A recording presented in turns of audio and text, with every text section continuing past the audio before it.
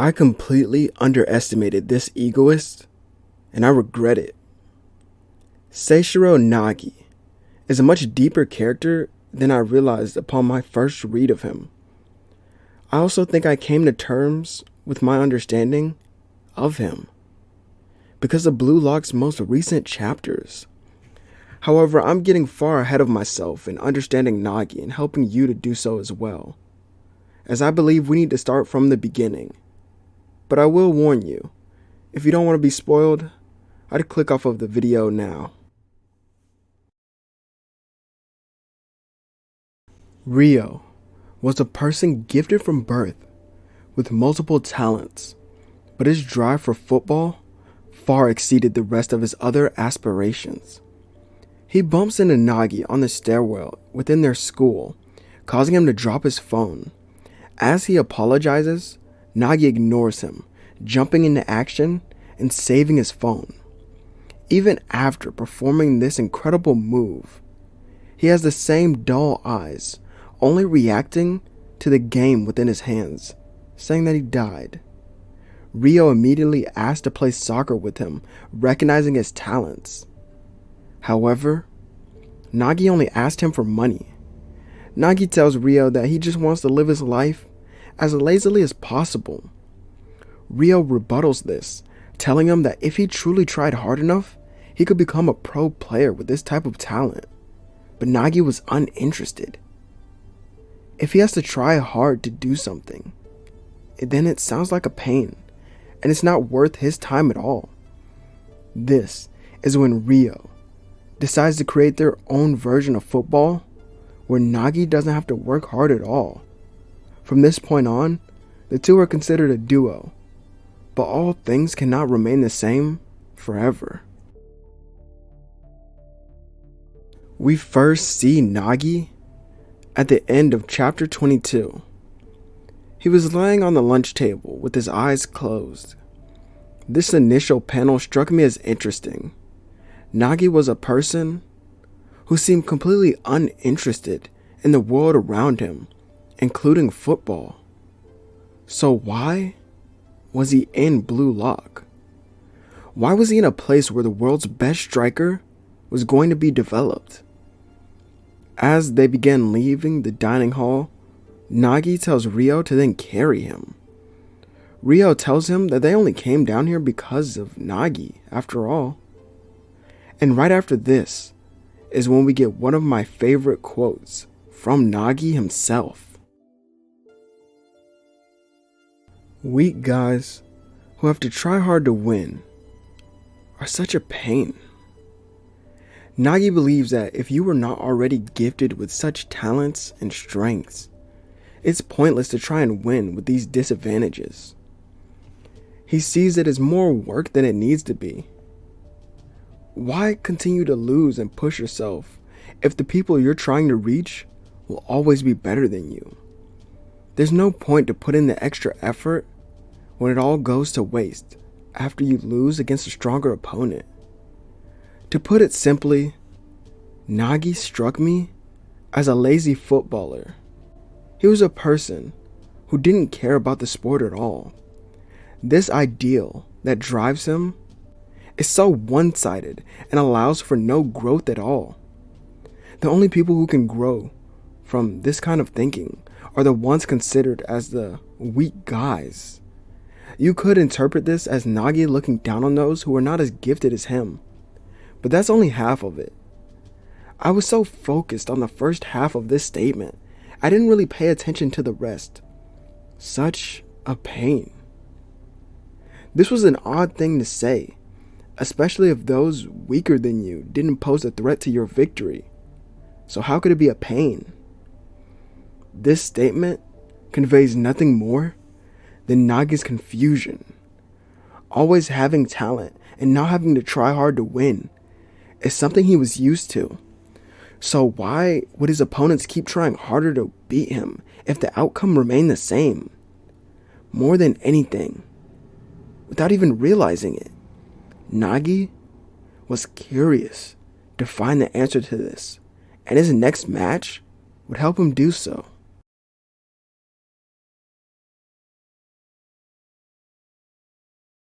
I don't want to dive too deep into this match because I'd rather you all just read it for yourselves, as the manga is quite enjoyable and I don't really know when the anime would get to this point. I just want to go over the most critical moments that contribute to Nagi's one-sided philosophy. Ryo sends a phenomenal cross towards Nagi, who surprisingly traps the ball while airborne, with this becoming a signature move that he's known for. This would pique my interest as it was an impressive skill, and without missing a beat, Nagi sends the ball into the back of the net. Instead of being happy that he scored, his eyes remain dull as he calls it a piece of cake, asking how the others could miss something so simple like that. I truly love the contrast put between the eyes of Isegai and Nagi here. Nagi's eyes remain calm, telling the reader that he doesn't care about this match. He doesn't even care about what will happen after. He believes all will end in victory. Because as he stated, it's a piece of cake. On the other hand, the eyes of Isegai and Bakira seem to be desperate. Their eyes told so much with only little of their face being shown. Being face to face with a striker who scored in a split second was scary for them. Something they knew they'd have to overcome if they wanted to continue. The next play, Kunigami tries to force his way through, but he's stopped by Ryo, who sends the ball right back to Nagi. Everyone around believes he's going to mess up, but instead, he scores with a bicycle kick that's uncontested. Team Z begins to lose hope until their own monster Bakira scores a comeback goal to put them on the board. At the end of it all, Nagi still considers them all to be a pain. He looks down upon Team Z as weaklings or the weak guy who struggles for victory. In the next play, Team V's stars players would get the ball back to their most effective striker, who swings his leg, but the ball, well, it's blocked by the face of one of his opponents. After this is when Team Z manages to rip out another goal, which is scored by Kunigami.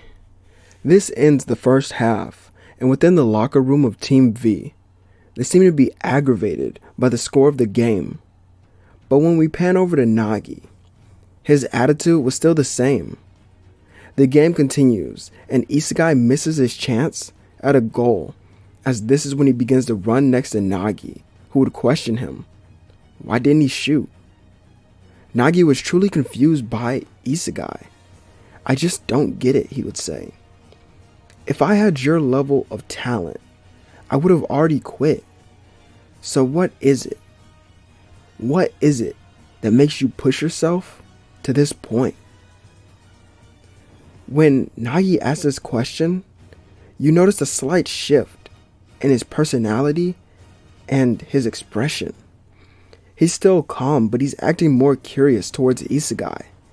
Even his eyes become less dull, and they would show a slight sign of life from within them. But why would Isegai, not Ryo, bring this out of him?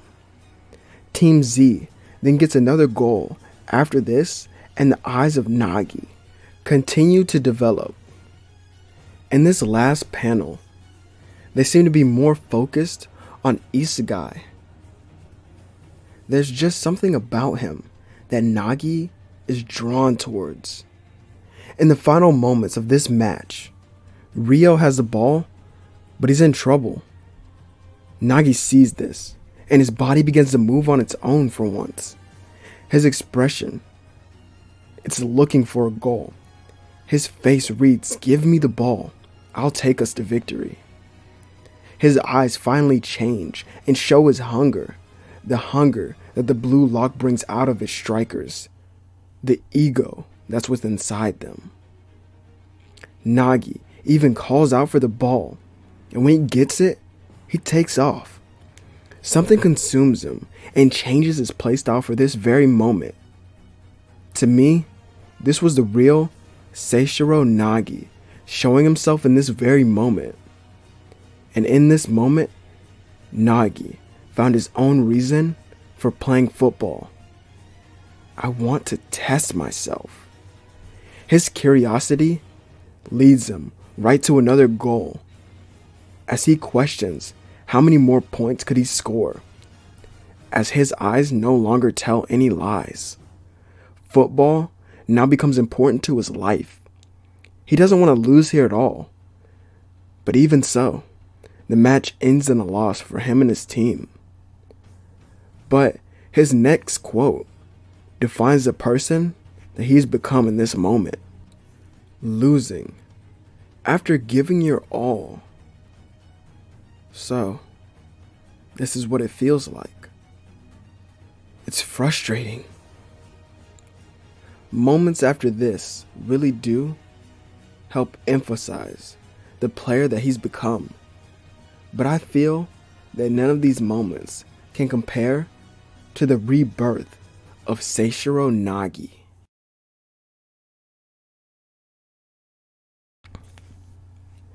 After studying and training under Manshine City's forward, Chris Prince, Nagi was on a new level of talent.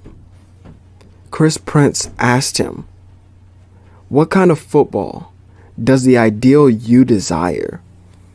This question lingered within my mind while reviewing this manga for this video. The ideal you. What could he have meant by that?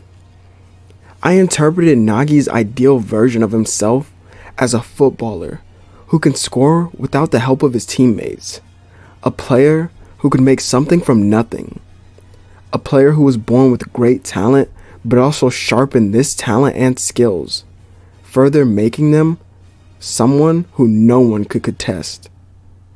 We cut back to the match as we see Nagi getting closer and closer to the goal. As he realizes how much thought goes into each play of football, he calls creativity tiring. He attempts to score, but it's blocked. Nagi would declare that he's in mid-development right now. Isagai's team would score here as Nagi walks over to Ryo with that same curiosity in his eyes, that same new light. I want to beat Isegai. This simple sentence says so much about Nagi, but I still felt as if he was chasing a person and not the bigger goal that lies ahead of him. He tells Ryo that he needs his help as he cannot win on his own. In this moment of his awakening, Nagi's true self gets closer than it ever has before. Ryo and Nagi then go back and forth in a conversation. But I love the part where Nagi tells them to imagine their new soccer together, a new way that they could play after developing their skills to this point. Ryo questions if that's his new ego, but Nagi corrects him. It's now his dream. This panel where he states this truly made me fall in love with this character, as he is now my favorite. From someone who didn't care enough to even walk on his own to a room, to a player that desires nothing but goals and destruction when he steps onto the pitch. Their skills would now be on full display as they would get through the defenses on the other team with their perfect 1-2. Their two styles of playing complement each other perfectly, as it all leads to my favorite panel of this series so far.